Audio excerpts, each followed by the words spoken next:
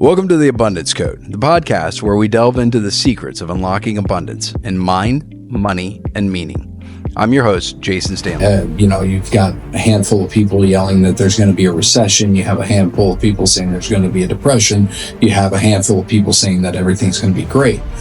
So what's actually going to happen? But the reality is that when you look at how business is done and you look at how our economy works and stuff, if you shift your mindset just a little bit and start looking for opportunities, you're suddenly a lot more successful. Welcome back to the Abundance Code, where we discuss mind, money, and meaning. I'm Jason Stanley. So last time we talked about money, we talked about kind of the mindset that goes behind money, the difference between prosperity and poverty, and really how those two things are not necessarily synonymous with the amount of money, but rather how your mind perceives things, how you perceive things. And we discussed how, sometimes when you focus on what you have, you get more of it. But it doesn't take much for you to be considered in the wealthiest brackets in the world, and so we talked about that last time. This time, what I would say is we're in an interesting time period. So as of filming this right now, we're obviously in a trade war with China. We've seen tariffs go up across the board, whether you support the current administration or you don't. A lot of that determines how you're going to see things. When we look at all of these times of uncertainty and the stock market's all over the place, there's concerns about the economy. You've got a handful of people yelling that there's going to be a recession. You have a handful of people saying there's going to be a depression. You have a handful of people saying that everything's going to be great. So what's actually going to happen? Well, the reality is nobody knows. Nobody has a clue what's going to happen. In fact, if you look, in most every year, there's a handful of people yelling that we're going to be in a recession or a depression or some big economic bubble's going to pop and all things are going to crash, so to speak. And what I would tell you is that if you shift the way that you look at those situations and start to look at them a little bit differently, you'll probably end up a lot more successful. See, you have to understand that the media is designed to scare you because they know if you're afraid of something, then you'll watch. And as humans, we need to feel like that we have the edge, right? We need to feel like we have knowledge of something. I had this conversation with somebody one time and I said, why do you watch the news? They said, well, I have to be informed. I said, well, why do you have to be informed? Well, because I need to know what's going on. I said, well, why do you need to know what's going on? And they said, well, because otherwise I won't know, I won't be informed. And the bottom line is being informed didn't actually do anything for them. Most of the stuff that they heard about on the news wasn't stuff that they could affect change on themselves, right? Sure, they could change the way they voted or something along those lines. But most of the stuff that you hear about, right, isn't stuff that you can change the news on. I'll give you an example. When I was younger, I grew up in Southeast Missouri. At the time, a guy named Irving Browning was predicting that Missouri was going to have a massive earthquake. And Missouri, the New Madrid fault line went right by where I grew up. And, in the 1800s, the New Madrid fault line had a massive earthquake. It supposedly broke windows as far away as New York, broke bells on churches and stuff. As far away as New York. The Mississippi River allegedly actually ran backwards for a period of time, forming some different lakes and stuff in the area, and it shifted the way the river flowed and all this other stuff. So that was a real event that really happened. So fast forward to late 80s, early 90s, when I was a young person growing up. I think I was in 7th or 8th grade at the time. And this person had come out, and it was all over the media, it was all over the news, it was all over the local news that this Irving Browning had predicted that the New Madrid fault line was going to have a massive earthquake that was going to be far greater than what we had witnessed in San Francisco back in the 80s. If you remember that big earthquake. And, it was everywhere. It was going all the time. It got so bad that the school that I was going to, we had earthquake drills. So they would sound the alarm, you'd have to dive under your desk. Like that's really going to save you when the building collapses, right? So actually, I think it just kind of keeps all the bodies in one place. It's like, oh, well, we know where all the kids are. They're under their desk, that kind of stuff. And so this stuff had built up, built up, built up. And the interesting thing is, yeah, there was an earthquake. I'll never forget. I was in art class in the basement of a 75-year-old building, and it sounded like a truck had run into the side of the building, and the ground started to shake, and everybody dove under the desk, and everybody was under there thinking, "Okay, this is it." So, was he right? Sure, he was right in some aspect. There was a little bit of an earthquake, but those actually happened fairly regularly in that area. But and I think it ended up being like a 4 something. It was a really small, benign earthquake. So we get under the desk, it gets over, we walk outside, and they make the determination that okay, now we can go back in, and we finish the school day, and that was it. That was all that ever happened. But there was so much buildup. There were people running to the grocery store to buy supplies. There were people, reinforcing parts of their home. There were people doing all kinds of things because they expected this event to come, and it didn't happen in the form that it was predicted. And so predictions are often number one, sensationalized. Number two, they're exactly that. They're just predictions. They have no greater probability of coming true than something else. And in this time period, like we're in right now, economically, we have people predicting all kinds of things that are going to happen. And there's the Chinese parable of the farmer who he has a child, and the people say, "Oh, great! How wonderful it is that you had a son. Now he'll be able to grow up and help you work your farm." And he said, "We'll see." You know, and the young man grows up and he starts working the farm, and then one day he falls and he breaks his leg, and the people said, "Oh, how horrible!" Well, he can't work the land with you anymore. And the Chinese farmer said, "Well, we'll see." you know and so he gets better and he goes on and he runs. He becomes a big, strong, powerful leader, and this is his son that becomes a leader. And the people said, "Oh, how wonderful, your son's this great, powerful leader." And he says, "Well, we'll see." And then they go through this catastrophe as a country, and everybody's blaming him, and they said, "Oh, how horrible, your son is the leader during this time period." And he said, "Well, we'll see." And the bottom line is that's really kind of the approach to take, is we'll see. We don't know. We often don't know. We're not in control of these things, but we like to try to figure out how to gain control. And some of the worst fear that we have as humans is things that we don't have control over. People spend tons and tons of money. I do it too, right?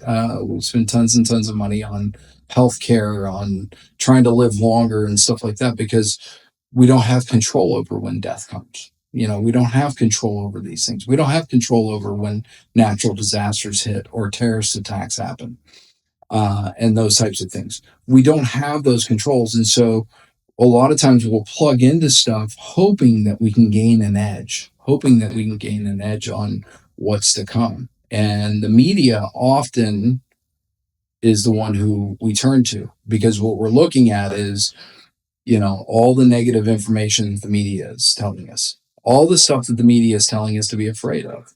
And on an evolutionary basis, whether it's evolution or how we're designed or whatever it is, right? We know we're designed to survive.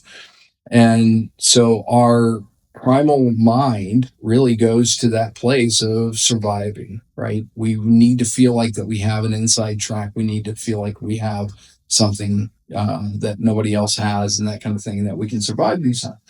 So how do you handle a situation like we're in right now? Well, again, it's been amazing to me because I work in the financial industry. And so I see people And we have clients that are on both sides of the aisles. And we try to stay fairly political agnostic or atheist, if you will, in terms of the political arena. So very much believe in God and have my faith, but I don't have a whole lot of faith in, in political people. But I do know this. I do know that, generally speaking, when you look at how humans are and you look at human behavior, now you can start to discern what's likely going to happen, right? So if we're talking about tariffs and stuff, we're sitting in 2025. We know that 2026, there's a midterm election. We know that the current administration currently controls both House and Senate. And, that midterm election is going to be important. We also know that historically speaking, if the economy and the markets are bad during those times going into elections, the current sitting party does not hold the House and the Senate during that. We usually see a change of command if there's economic weakness. So I would say that the likelihood that the current weather that we're dealing with in terms of the economy and the market are likely not going to persist much past the latter part of this year. Now, I have no way of knowing that that's actually 100% accurate. If you're not supportive of the administration, you think that the sky's falling. It's amazing when the last administration was on office, the opposing party, the opposing constituents thought the sky was falling whenever they did something. But the reality is that when you look at how business is done and you look at how our economy works and stuff, if you shift your mindset just a little bit and start looking for opportunities, you're suddenly a lot more successful. Warren Buffett uh, has always said that the stock market, for example, is where where the patient take money from the impatient. And so if you look at some of the best investors, what they look at is times like this where there's a lot of volatility as the time to go start buying stuff. It's really interesting when you get into investor mindset. Most investors actually do things that the opposite of what you're supposed to do. Everybody knows this, right? Everybody knows buy low, sell high.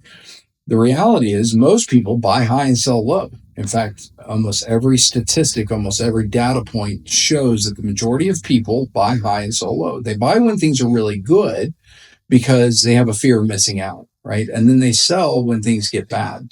And it's interesting too, because we use phrases. We hear these phrases on the media. We hear phrases like crash, collapse, and stuff like that. Uh, Interestingly enough, there is no quantifiable definition of a crash, of a stock market crash. Just like there's no quantifiable definition of a great depression. There's a depression, right? We know what the textbook definition of that is. We know what a recession is. There's textbook definitions of that. We know what the textbook definitions of corrections are, and so on and so forth. But there is no such thing as a crash. There's no such thing as a great recession or a great depression. There's not one thing that makes it better or worse than any other depression or recession. Now they can go a little deeper, a little bit longer, but we have these terms to it and we run with them. And it starts to implant, and we hear it on a regular basis. We hear it enough, we start to believe it. So in 1987, we had the Black Monday, right? The flash crash of 1987. And interestingly enough, it was a very large sell off, very, very unnerving, that kind of stuff. But was it really a crash? No, it was a sell off. And that was really what it was. And the people who recognized it for what it was and took advantage of it and bought into it actually did very, very, very well. But a lot of people panicked. A lot of people panicked and they accepted those losses. So again, we'll go back to like what Warren Buffett has said over time, and that is the marketplace is where the patient takes money from the impatient. And so, when you slow down and you look at things back up and always ask the questions, number one, why are they saying these things, right? Anytime you're watching media, you need to ask that question. Why are they saying this? And recognize that they're driven by viewership. Anytime you're watching the news, they have to get viewership. That helps them sell advertising space. Then that's what their revenue is based off of. So if they can scare you into something and get you to watch and get you to watch on a regular basis, they've got you as a viewer, and now they can make revenue. And there's nothing wrong with it. I don't fault them for doing that. That's just their business, right? And so you, as the consumer of that information, have to take a step back and start to add some discernment to it and simply ask the question, what's different? Is now really a different time period? And the answer is probably not. It's probably not that different, you know? You'll hear things, throughout.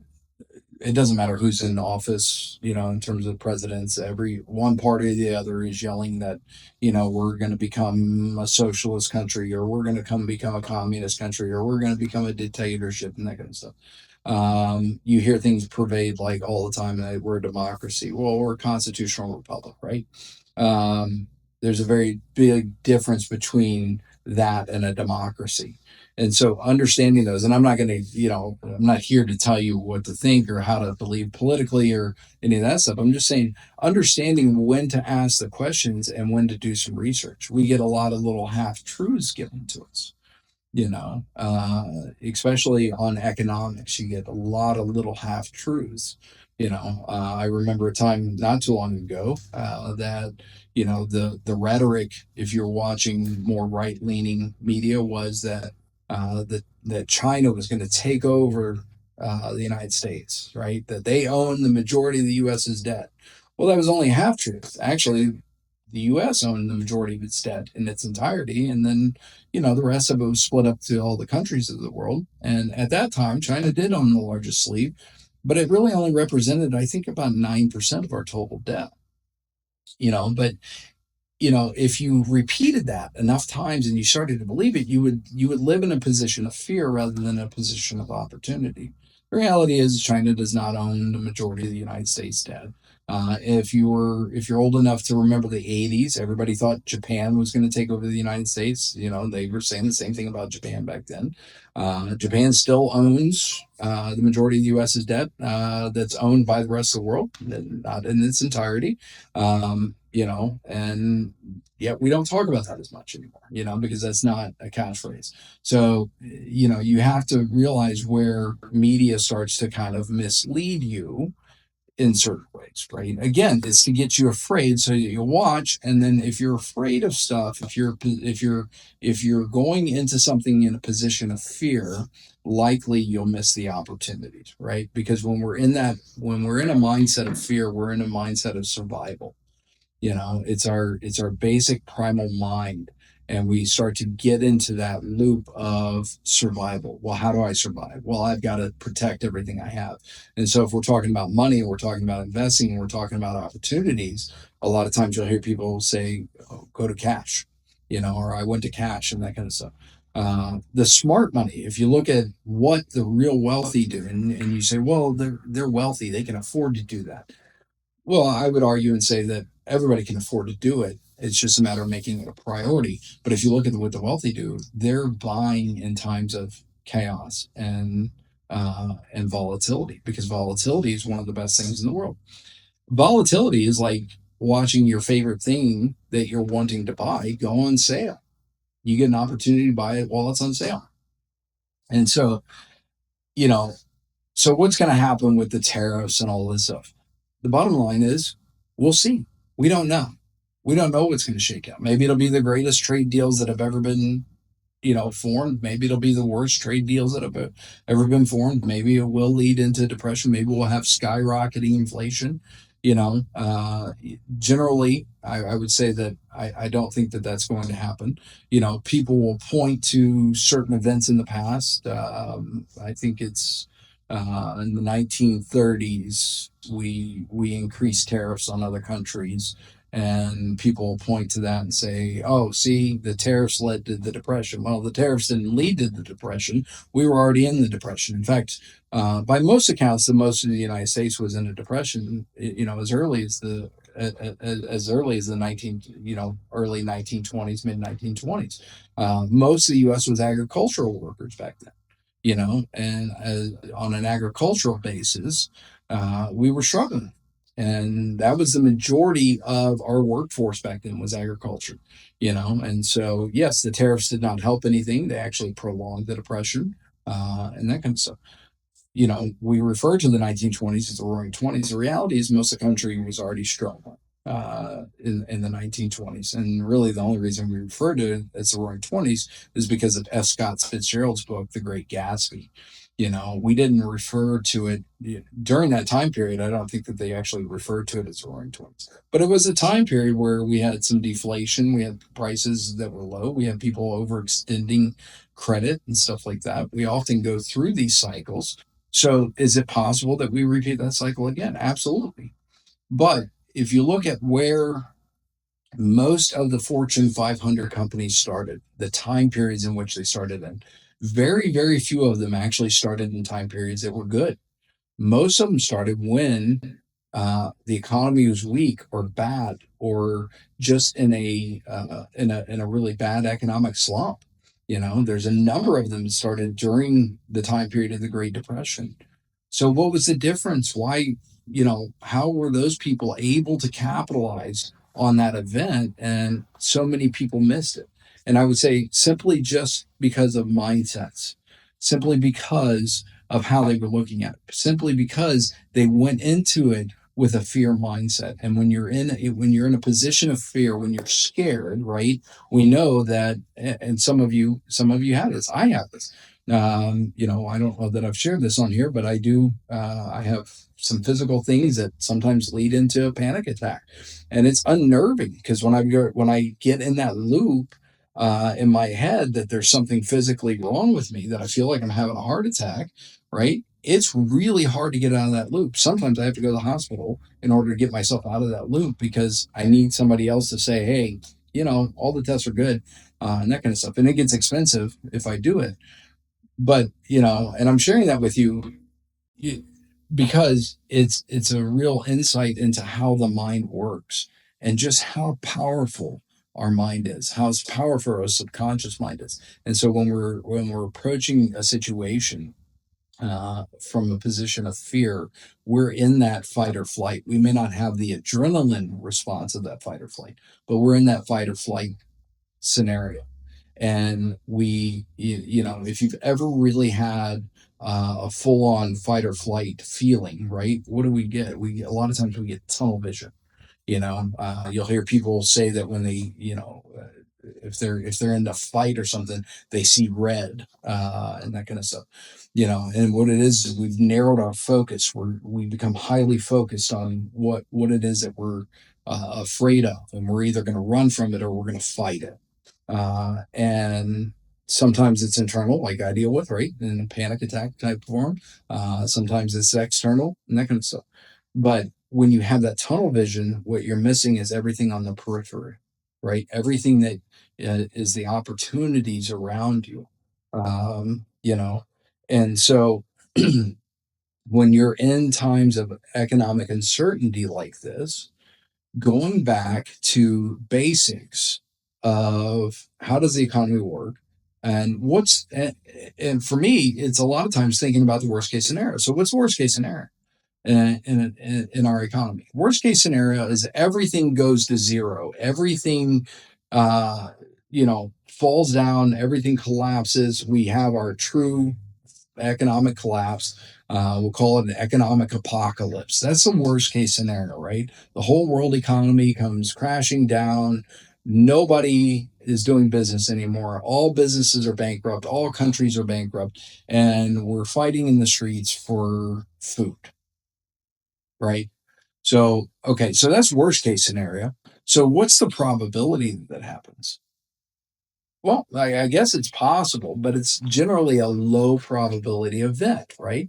Have we seen that in recent history? No, we haven't seen that. Did we have that in the 20s? No, we had food lines, but we didn't see that in the 30s, rather, during the Depression. We didn't see that in 2018. We saw people lose their jobs. We saw people that were affected in very rough ways, right? We saw people who were very overextended in their credit and that kind of stuff.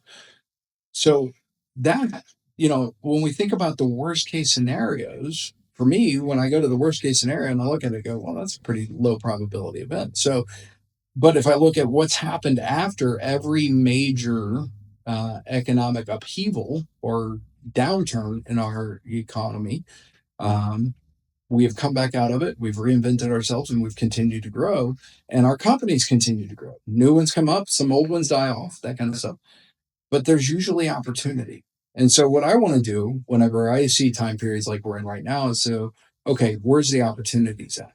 And the reality is there's a lot of them. Now, I'm not here to tell you what they are. I would encourage you to find somebody, do some research on that, do some reading on your own, that kind of stuff, to find those. But I would say that there are definitely opportunity in today's environment. And so looking for those opportunities, getting out of that fear-based mindset of, oh my gosh, this is bad. This is bad, right? So again, when we look at how investors typically react to markets, we know that they buy high and sell low, right? There's a lot of biases that we use in that. There's the fear of missing out. So we use that as our justification to buy when things are really good. The loss aversion is a fear that we have as humans. We don't like to lose, and so we sell when things get bad. But again, somebody who's paying attention, somebody who gets slow and slow down their thinking and gets back into their actual logical mind, will look at it and go, now's a good time to be buying stuff. Now's a good opportunity to be looking for places to deploy capital and that kind of stuff. So that's what I would encourage you to consider this time. And those are the things that I would encourage you to look at, and we'll talk a little bit more about our biases as investors and our biases on, money and that kind of stuff, as we go through some more of these. But in the meantime, as I've always said, buck the status quo in order to grow. Don't fall for the media. They're just there to scare you. So look for the opportunity in your world. Look for the ways that you can grow and look for where people are missing stuff. Usually, when people are running scared, there's a lot of opportunities. So until next time, have a great day and we'll talk to you soon.